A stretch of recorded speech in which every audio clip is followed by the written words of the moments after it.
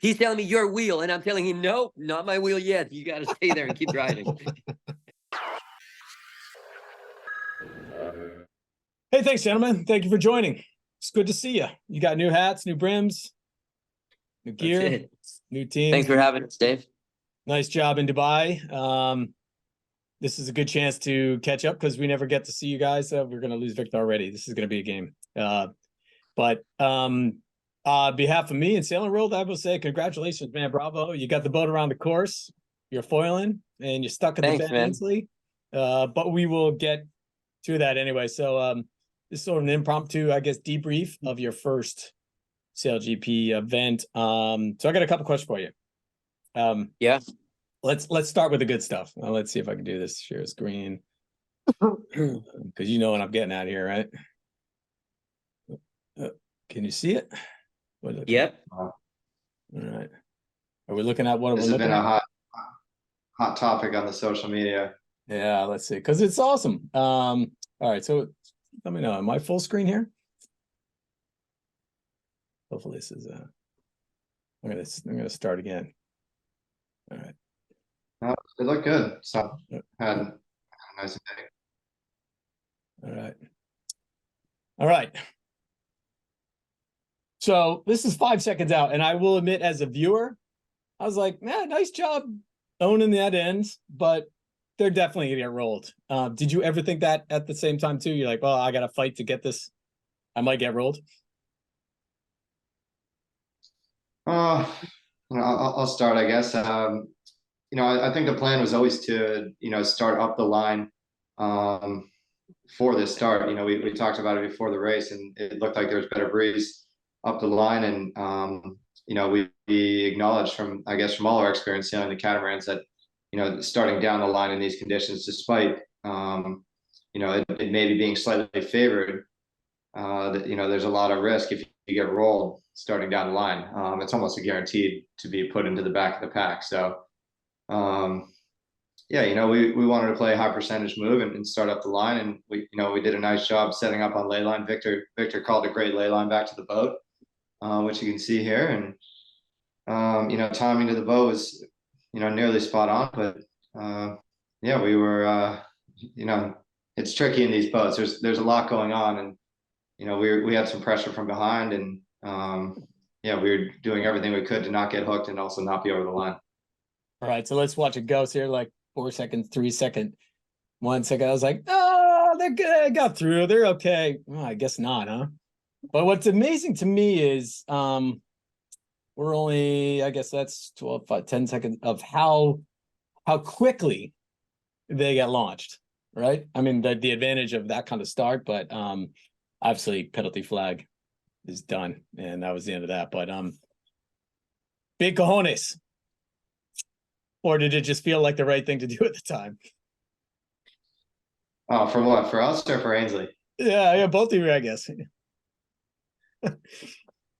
Yeah, again, there was no intentional shutout here. It just happened that we set up, for a good timing to the boat, and I guess there's a lot of criticism on the social media right now saying that we intentionally shut them out, but our goal was to start up the line and not be over early. And it's extremely difficult to time your final trigger pull in these boats, and not having used any of the starting software, it's a challenging thing to get perfect. And we got a lot of criticism for it, but in the end, I think we're less than a second behind the line. So we pushed hard, and maybe got the trigger pull slightly off, but the penalty for being OCS in this situation would have been far worse than the way that it played out. Yeah. Well, that was awesome stuff. It was fun to watch, and it's like, hey, man, you're out. Like you said, I think in the afterwards that you're there to race. Everybody's there to race. The game is the game, and you play it, and you won on that one. It's all good. So on the starting software, were you maybe to Victor, are you a little head into the software, or do you place this one kind of straight out of the boat? Actually, I'm not at all heading to the software one, because I haven't used it before at all, and two, because I have my hands so full with my controls and managing the wing that I have told Taylor, listen, you're on your own, man. I wish I could help you more, but yeah, you're on your own. And to his credit, I thought he did a phenomenal job in the starting line and also around the course, because I felt like we made a lot of right decisions. He was doing it on his own, just looking around while driving the boat. Yeah, so we called that ley line by feel, and that's kind of how we're used to doing it. And just to go back to the start, I totally agree with Taylor that we're just trying to nail our time and distance, which is plenty hard. And if we bore away any earlier, we probably would have been over. You know, we're not far off the line, and the reason he ended up so launched wasn't because we were trying to screw him and he sailed through. It's just he came from behind foiling, and no other boat was foiling. So that's kind of a risk you take if you come kind of hauling the mail from behind and try to barge at the boat. The rules are very clear that they don't like that situation, and they're really encourage people not to do that by making a harsh penalty of it. So there's no secret there. No, So yeah, it's kind of a Germans risk learned you're in the willing to recent war, take, right? and yeah, it might just, you know, go the wrong way for you. So Yeah, well, that was good. So quick on the starting. So first thing I noticed too, that I think pretty much in all the starts where you guys had that sort of, you were always in the front row, set up early, and that's like on any sailboat race, it's hard because you're kind of exposed. But it's either seems to be either that or the slingshot like he's got. But it's hard to kind of figure out in between that. So do you think that your go-to starting technique will continue to work for you, of just being in that front row and going? I can take this one, Taylor, if you're happy. We did some starts in the practice day, and we ended up being late and in bad air a lot.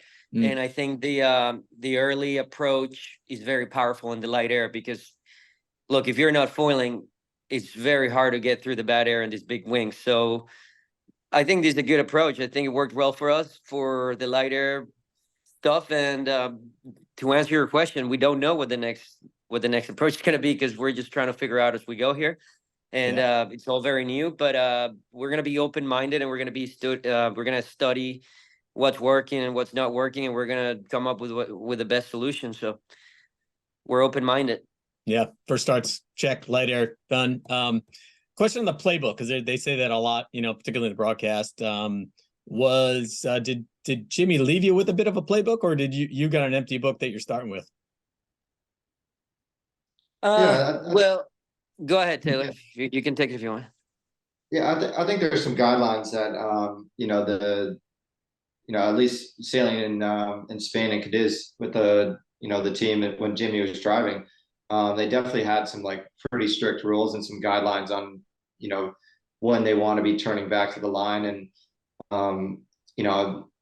basically how much time to kill is appropriate versus your ratio of time versus time to kill. So there's definitely some guidelines, but I think you have to adjust to those guidelines based on how the fleet is setting up.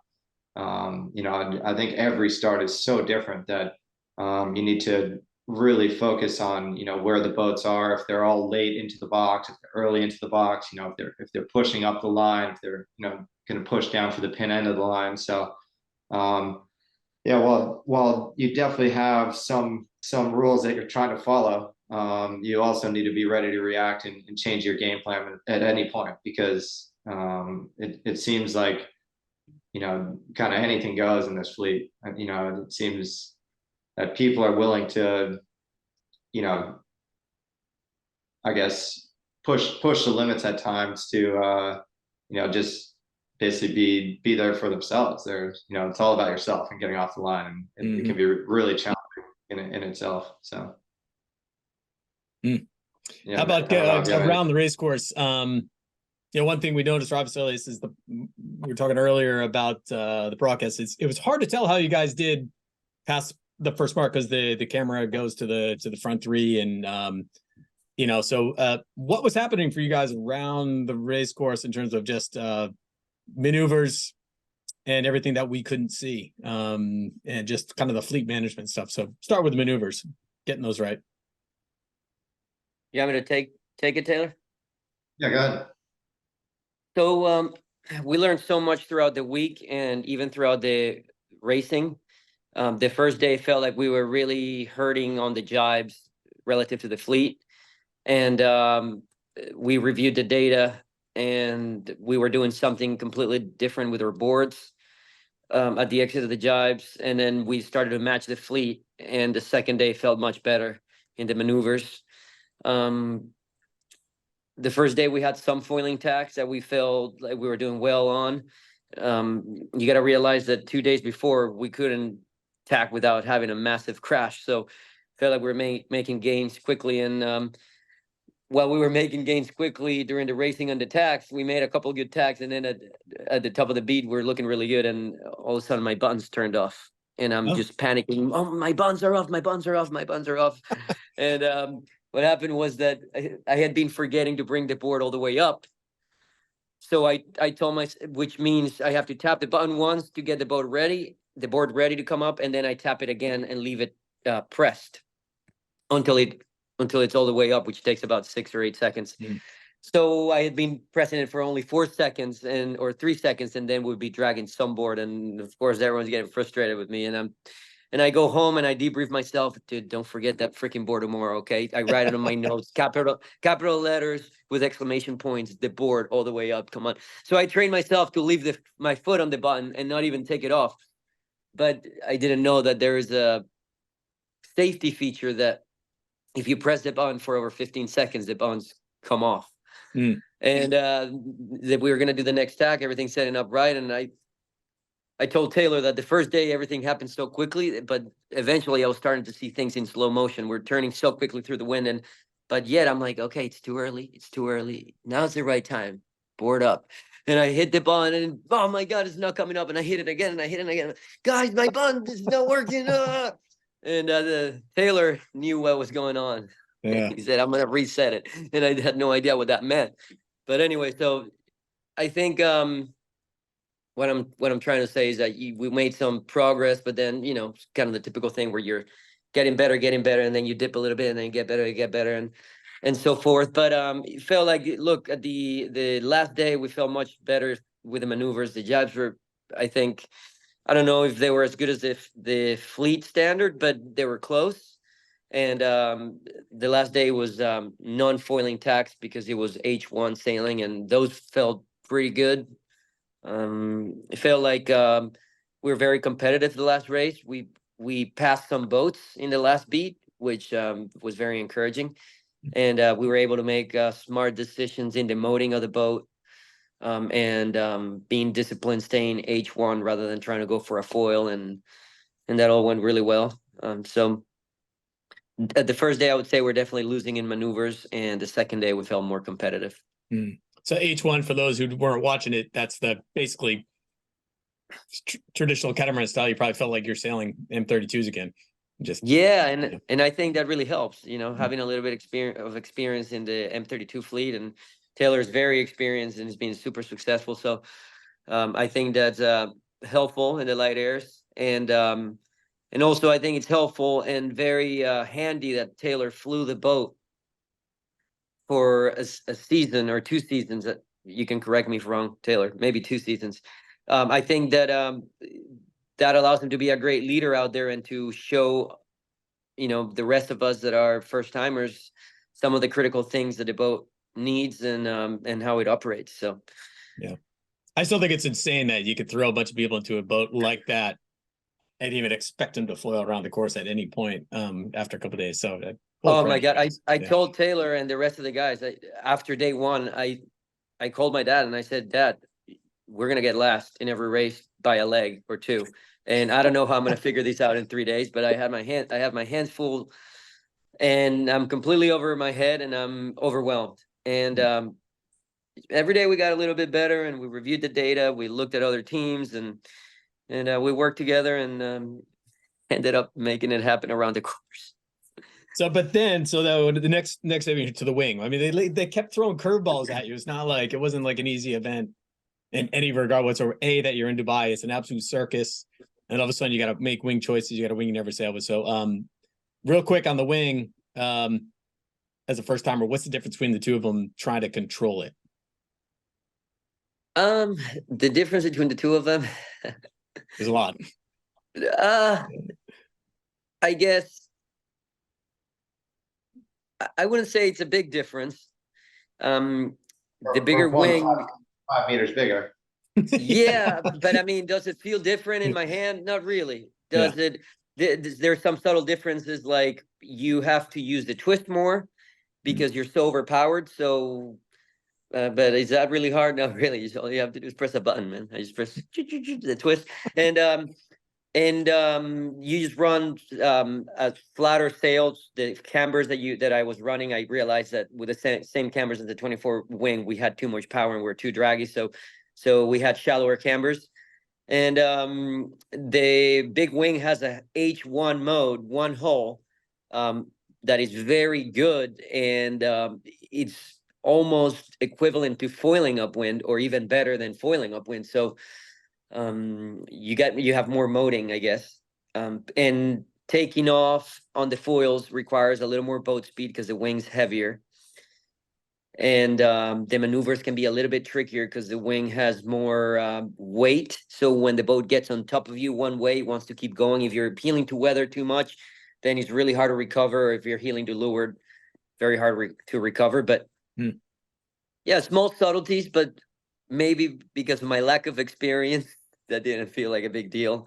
I mean, what do I care? I haven't trimmed either of them, so it's the same thing for me. I almost felt like it was a good thing that we used a wing that people weren't experienced in, because then they were more in the same boat as me. So. Right. Was that Taylor? Yeah. Was that a what when is the decision making that morning? There's sort of a bit of the hype around, given the teams the decision. It was a total hype because they called the meeting at 5 p.m. which it didn't really start until 5:15. And Russell told us, look, I understand that some teams don't feel comfortable with its 29-meter wing because of what happened in Saint-Tropez, which one wing broke down. And so people are worried about it. So no one wanted to use it. But he said, well, it's your choice. If you don't feel comfortable using it, you can use the 24. But if you want to use the 29, you can. And it's a really light air forecast, which then it's likely that you're better off with a big wing. But then some teams were speculating, well, if it's enough wind to foil, and once you're foiling 100% of the time, it's better to be in the small wing. So then some of us, within our team, we had a little bit of a talk. Hey, what about if we pick up the 24-meter wing? And I'm like, well, guys, look, if we pick up the 24-meter wing, we're the only team. We're going to look so silly because that would be so presumptuous. That here I am with no with the baby wing. Yeah, with no wing trimming experience, and I'm going to outsmart all the other guys that are excellent sailors. So I think we just matched what most guys do, and that's what we did. It was interesting. It was actually the first time in SailGP history that Russell Coutts, ringleader of the league, allowed competitors to choose which wing they wanted to use. Normally you show up and he's like, you get the configuration call the night before, light air boards, light air rudders, 24-meter wing. And this was a big wrench that threw into it because everyone had to go into their bases. And yeah, we kind of talked about it amongst teams, and I messaged a few buddies of mine on other teams. And but yeah, it was nerve-wracking because it came down to the final minutes of people making decisions. And there were a few teams really considering using the 24-meter wing over the 29-meter wing. And like Victor said, it adds a ton of weight to the platform. So it's a different game.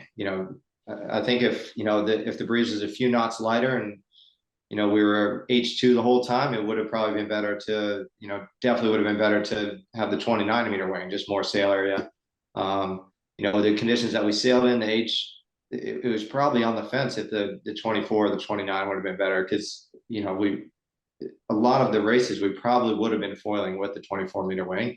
And therefore maneuvers are a little bit easier and you go a little bit faster through the water because you're not dragging around this super tall heavy wing that's trying to tip the boat over anytime you turn the boat.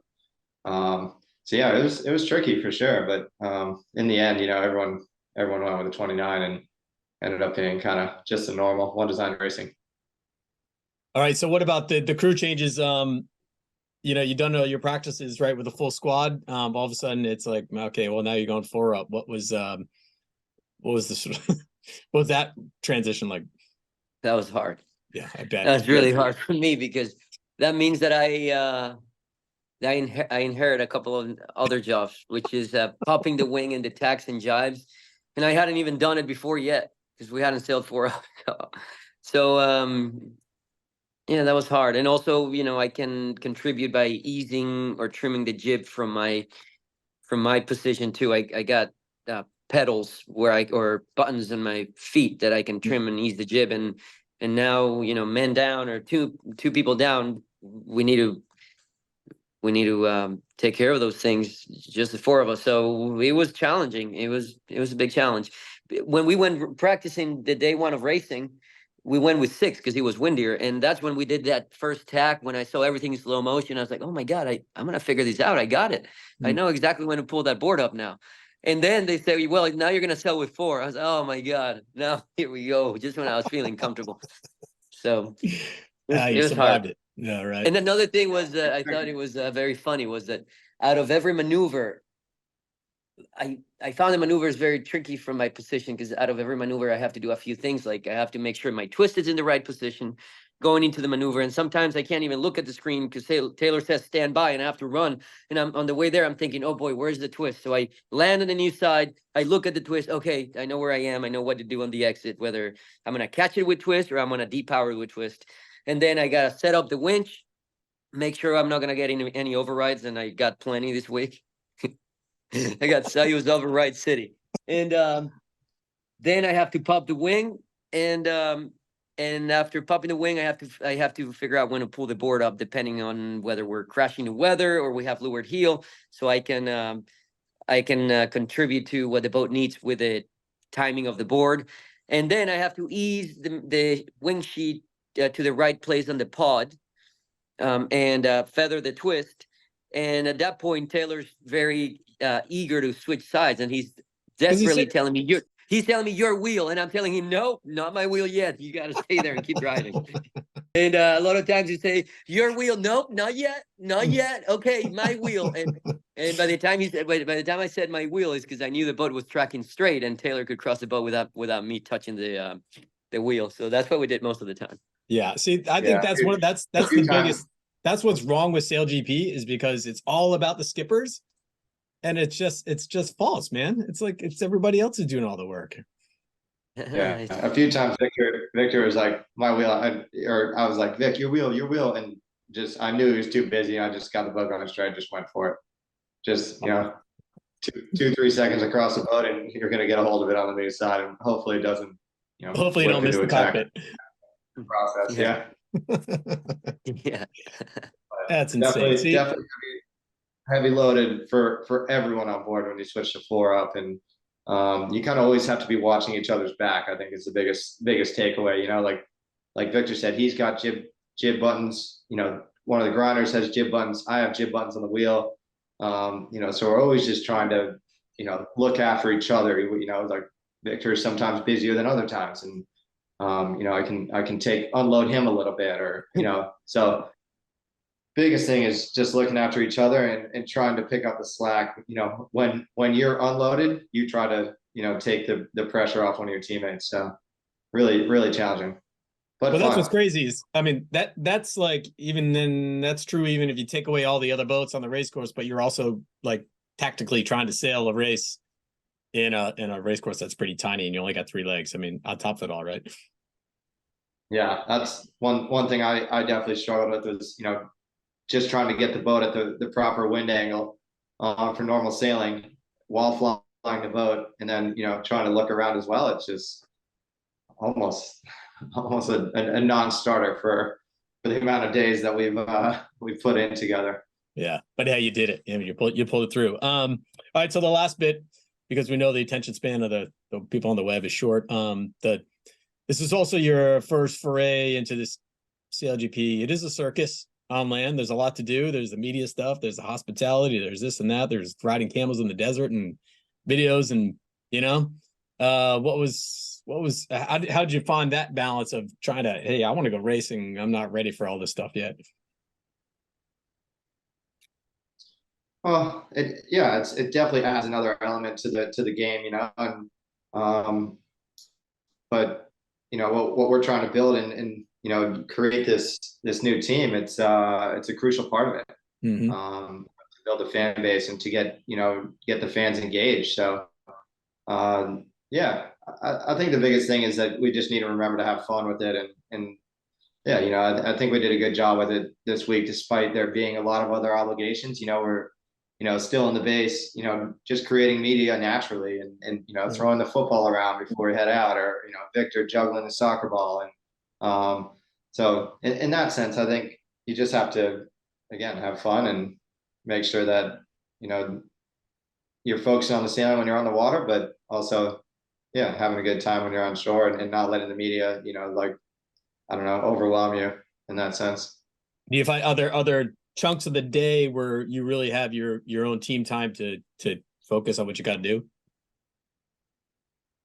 Yeah, we end up spending a lot of time on base. We show up sometimes at 7 in the morning, lunch the boat really early, and then we have some time off, or we find some things to improve on our base, or we get a chance to talk to potential sponsors or kids that come and want to learn about our F50. So we share with them and hang out with them, and that's all a lot of fun.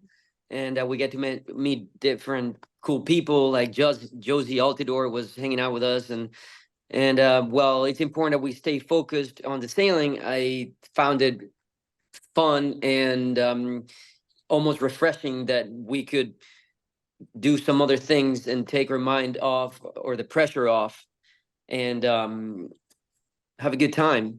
Yeah. And then I also find it very important to not get too sidetracked, because you could definitely end up getting caught in the fun and hype and lose a little bit of focus. So I try to manage my time there.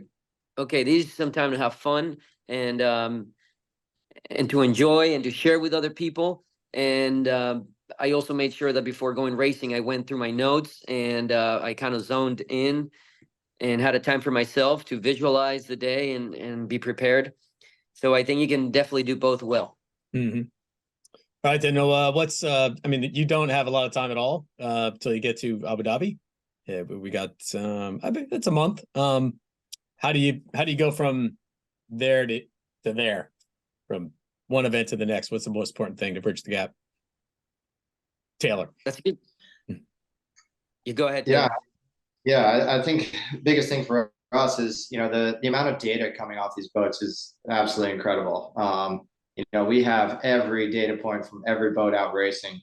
So I think just going back and kind of trying to learn as much as we can from most recent events and, you know, the teams that are doing well. And, you know, I've been looking at the forecast for Abu Dhabi, and it's looking kind of on the light medium side like it was in Dubai. And, you know, the racetrack is really tight. And it looks like it's going to be even smaller than Dubai. So yeah, I think just going back and watching video and going through all the data from all these teams is going to be super valuable for us. So yeah, we've talked about having a couple calls, team calls, and just kind of going through some important points of, you know, what's to come, and also, you know, what we learned at the last event. So yeah, it is overwhelming now. It's a lot to, you know, we have a month off, and then, you know, we get thrown back into it with 1 day of training before we're right into, you know, the official practice racing again. So yeah, it's going to be full on when we show up, and we're going to have to, you know, make sure that we have done our homework, and like Victor said, you know, going through our own personal notes for our specific roles on the boat, and just making sure that, you know, we're you know, super focused when, you know, when it's time to be, and we show up in Abu Dhabi. It's going to be, you know, all hands on, make the most out of the training, and yeah, see how it goes. So even as the new team, you don't get it, still no extra days of training. Like you're still only get 1 day before every regatta. Well, we're actually pushing hard to get some more. Yeah. Because we were going to get 4 days in Dubai, but we had some technical issues with our boat because they just rewired all of the systems. So we didn't get to sail 2 of those days, and I told Buckley, look, we need to make sure that we get those back, man, because we desperately need them. Yeah. And we're hoping that we're gonna get those days before Abu Dhabi. But Seems fair. we'll see what happens. Yeah, I think it'd be fair. I think it'd be very fair. I think at this point we're counting minutes on the water right now for gains. You know, it's not days. We need every minute we can get. So Yeah, absolutely. Yeah. And I mean, every time we're out there, we're asking, hey, are we released? Can we start sailing yet? Can we go now? And then between races, hey guys, maybe we can get a lap here and try a couple maneuvers. And then after racing, hey, do you think we can do 1 extra lap? And we're always negotiating to get as much as we can. And of course, I get teased by it because I'm the one pushing most for it. Yeah, because he's got to be in the mix zone, and they're you're on their schedule, so you gotta I think if we're up to Victor and I, we'd just keep sailing. We wouldn't even take water breaks. We just go. Oh yeah, exactly. We need it, man. Cool. Some of those grinders, they need a little water and some nutrients from time to time. Absolutely. All right, cool. Thanks, guys. All right, I can't close this out because I know Victor, you have a guitar nearby you, and there was a long time ago we did a recording. The audio was terrible. Is your guitar in tune? Yeah. Okay. So there you go. So what's your, have you done a SailGP tune yet? I did sing in SailGP at a Buckley's request center, babe. Give us a closing song here then. I don't know. I think we lost his audio. Wait, no. Para bailar la bamba, para bailar la bamba se necesita una poca de gracia para ti. Vamos arriba y arriba. Vamos arriba y arriba, contigo iré, por ti seré, por ti seré. Bamba, bamba, bamba, bamba, bamba, bamba, bamba, da, da, da, da, da. Outstanding. All right, good stuff. So you're also, are you the only one in the team that plays an instrument? I think that's right. Yep. All right, you gotta work on that. All right. Hey, honestly, I appreciate it, guys. Thank you very much. It's been great, and I look forward to sharing more of your story as you go. It's good stuff. Yeah. Thanks, Dave. That was great, man. All right. Hey, good luck in Abu Dhabi. If we don't talk to you before then, otherwise, Merry Christmas, Happy Holidays, and all the jazz. Thank you, Dave. You too, man. All right. Cheers, fellas. Thanks. All right. See you. See you. Bye.